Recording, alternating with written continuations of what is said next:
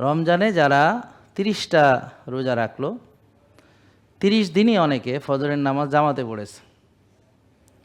রোজা শেষ, আবার সেই সারা বছরের মতো 1.5, 2, 2.5, 3 কাতার ফজরের নামাজে।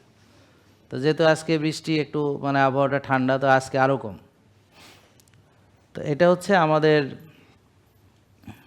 এই সমাজের চিত্র, এবং এটা কিন্তু পরিবর্তন হচ্ছে না, এভাবেই চলতেছে।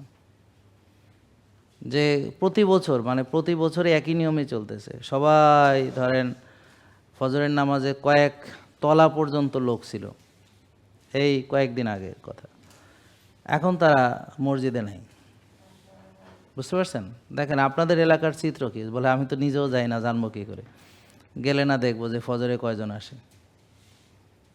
কথা বুঝতে পারছেন? তাহলে ফজরের নামাজ জামাতে পড়েন নাই পুরো রমজান মাস আপনারা, নাকি নাকি সেটাও পড়েন নাই? নিশ্চয়ই অনেকে পড়ছে। তো আর এখন গিয়ে দেখেন ফজরের নামাজে, ফজরের মানে যে জামাত হয়, জামাতে কয়জন উপস্থিত, এর কারণ কি? তো আমরা যতটা মনে করেন আল্লাহর থেকে সরে যাব, ততটাই আল্লাহর ডিসিপ্লিন ছেড়ে দেওয়ার কারণে অকল্যাণ এর ভিতর গিয়ে পড়ব। কোথায় পড়ব বলেন? অকল্যাণ। তাহলে নিশ্চয়ই কল্যাণ আছে, আল্লাহ যেভাবে বলেছেন সেভাবে চলতে। আর তাহলে আমরা সেভাবে যেন না চলি, এটা কার বুদ্ধি? ইবলিসের বুদ্ধি। ইবলিস ছাড়া পেয়েছে হচ্ছে ঈদের আগের সন্ধ্যার পরে, এবং ইবলিস যে ছাড়া পেয়েছে দেখবেন যে বাজি ফোটানো থেকে শুরু করে সব আপনার শুরু হয়ে গেছে।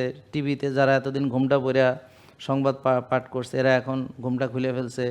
তারপরে নাচানাচির প্রোগ্রাম শুরু হয়ে গেছে, গান বাজনার প্রোগ্রাম শুরু হয়ে গেছে, সিনেমা শুরু হয়ে গেছে। যারা সারা মাস রোজা রাখছে ওরা এখন লাইন ধরে টিকিট কেটে এখন সিনেমা দেখতেছে শাকিব খানে। তো তাহলে এখন তারা এই মুসলমানরাই আবার মসজিদেও যায়, আবার সিনেমা হলেও যায়।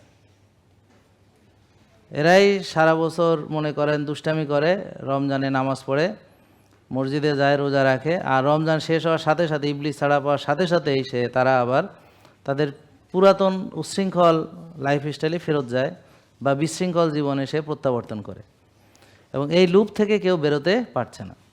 জেকে লাইফস্টাইল লিমিটেড, ওষুধ মুক্ত সুস্থ জীবন।